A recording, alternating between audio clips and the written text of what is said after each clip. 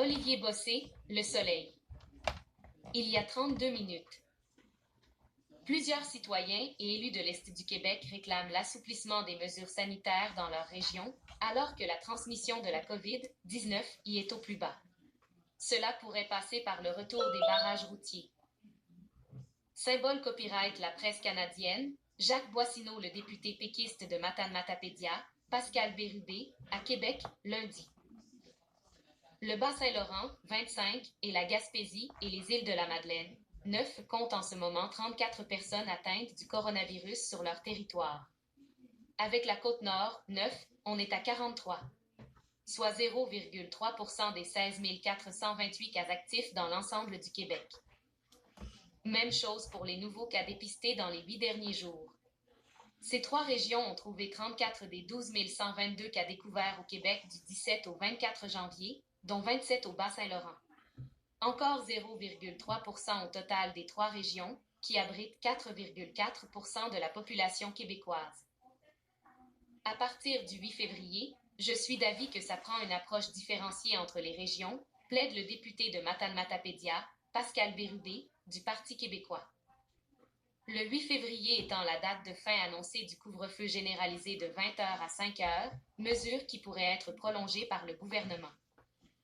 Barrage à la Pocatière. Avec les données dont on dispose au Bas-Saint-Laurent, en Gaspésie, aux îles de la Madeleine et sur la Côte-Nord, en Abitibi-Price et ailleurs, les chiffres ne justifient pas des mesures aussi contraignantes qu'un couvre-feu, que d'être en couleur rouge, d'avoir des commerces fermés. Donc, si les citoyens sentent que c'est trop demandé, compte tenu des chiffres qui leur sont accessibles, ça va créer un effet négatif, c'est-à-dire que les gens vont être moins mobilisés, croit M. Bérubé. 36 nouveaux cas, 0,3%, ont été dépistés en Abitibi-Témiscamingue au cours des 8 derniers jours.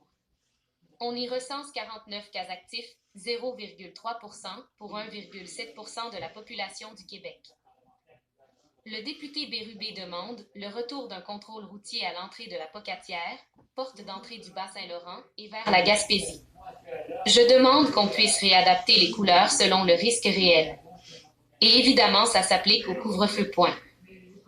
Chef du Parti libéral du Québec, Dominique Anglade est aussi d'avis que l'application des mesures sanitaires à tous sans égard, la situation épidémiologique régionale pourrait avoir assez duré.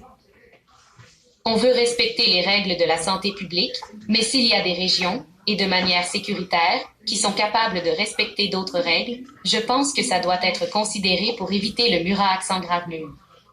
Maintenant, il faut que ça suive les règles de la santé publique et il faut que ça s'applique dans un contexte de précaution également, indique-t-elle, désirant éviter un éventuel recul. Gare aux variants. Avec la venue de nouveaux variants plus contagieux du virus et la semaine de relâche qui pointe à l'horizon, le péquiste Bérubé réitère l'utilité de barrages routiers qui empêcheraient les déplacements interrégionaux non essentiels, comme lors de la première vague, au printemps. Contrôle routier plus couleur qui est adapté à la réalité, c'est exactement la position qu'on souhaite.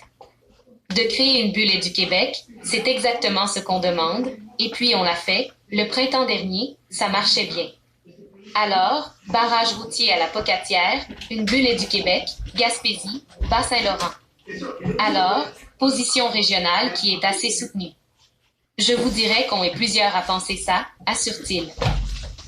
La semaine dernière, le ministre de la Santé et des Services sociaux, Christian Dubé, a évoqué à 2 reprises l'objectif de retrouver le système de palier d'alerte régional représenté par un code de couleur. C'est sûr qu'avec l'évolution des choses comme on voit que ce n'est pas la même évolution dans toutes les régions. Mais je vous rappellerai qu'il faut regarder les tendances sur les éclosions et avec les hospitalisations, avait déclaré le ministre Dubé. Sujet pour vous. Obtenez 10% sur le PDSF. Pub Jeep Canada. L'éclairage intelligent c'est by GE, c'est brillant.